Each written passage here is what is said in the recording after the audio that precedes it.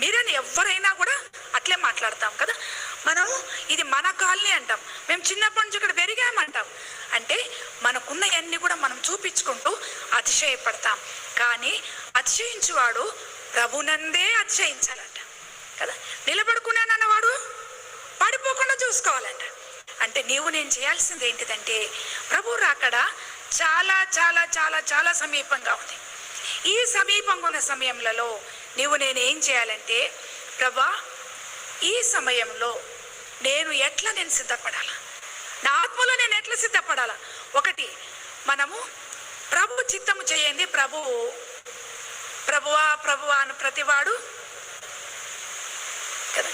మనం ఎన్ని ప్రార్థనలు చేసినా నువ్వు ప్రభు చిత్తానుసారంగా చేస్తే తప్పనిచ్చి మనం ఏం కాలేమంట, చేయలేం. దేవుని చిత్తం మన ద్వారా జరిగించబడదు. ప్రభు సంతోషపడు.